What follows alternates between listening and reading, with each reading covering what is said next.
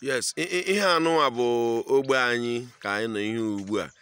Ebe anụnwa bụ Lagos Express Highway, that is Izela Asaba Junction. Ị na-efu na na-ede highway na moto anaghị agba na ịnọkọta ife ofu moto, ịnọkọtakwa ife ofu moto. Ọkwa efiri ya ihe ni na Express Highway mana ịma mfu moto ka ọ ifuru ofu moto na. Chai, adịkwa happy o. Adị happy otu ndị mmadụ si wee gbaa mbọ wee baa n'ime zuike okporo iro atọgburu chako ka ndị mba ụwa wee malụ na arụ afọ agaghị bụ ọkụ ụfụ na ya achọghị ịla n'ala be anyị bụ Biafra land. Na ntị na onwe nche ka mgbe ihe ọgwụ ka ị wee malụ na otogo ndị a kwadobere ihe a, otogo ha na-akwado mana anyị nwa adịrọ njikere n'ihi na anyị na ofu ebe na-ele anya ofu ebe mana anyị amaghị na anyị kwesịrị ilelesasị anya. Mgbanya ntị ka m kọwara gị nke a ka mama uche ga-eri ya. Ihe ma ị ga-echeta mgbe ndị ugwu na-abụ onye ugwu ọbụla efuru oburu redio na ntị, onye ugwu ọbụla efuru oburu redio na ntị. Oso ya bụ na polisi akpọkwu redio ya dị ya na ntị. Oso ya bụ ọ na-egwu olulu debebe redio n'akụkụ ya.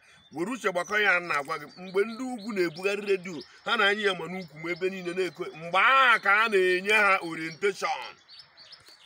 Ihe m ji ekwu okwu abụ ka anyị kwadoro nke anyị zoo onwe anyị nwụrụ onwe anyị na ndị agha kwadosigo mgbe aka na-enye ha orientation, mgbe aka a na-akọwa alụfa na redio aka a na-agwa ha unu ruo ebe ahụ bụrụ unu getimanụ ha, unu ruo ebe ahụ polisi na-akpọ ụkwụ, unu ruo ebe ahụ saabụbana ha akparịgodo unu gbana ha nkịtị gbagobena mmiri bugobere ha na fọdeki n'ebe ha bi. Unu ruo ebe ahụ bụrụ unu okoko, unu ruo ebe ahụ price unu dị ship, unu ruo ebe ahụ tụọ n'onwe unu n'ana na-ege ntị panị na anị ka unu were nwee ike marasịa apịa wee fa niile marụsịa ha ofuma.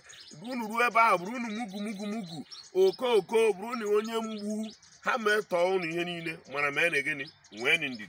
Anyị na ha nkụzi a mgbe a mana cheki ugbu a ndị a ha aka na-ege redio now maka ihe na-akụzichagolo ha gwa ha it is finished. Ngụnwa bụ nwa onye Igbo, ihe ndị anụwa bụ nkụzi ekwesịrị ka a na-enye anyị n'ebe e nwere nnukwu ọgbakọ ka anyị wee mụrụ anya. Ma gịnwa bụ onye Igbo na-anụ olu nkịta were egodo uche legharịgodi anya ndị ugwu ha aka na-ebugharị redio. Oga, listen to this radio nke anyị a ka ị mara mgbe ọsọ gbara.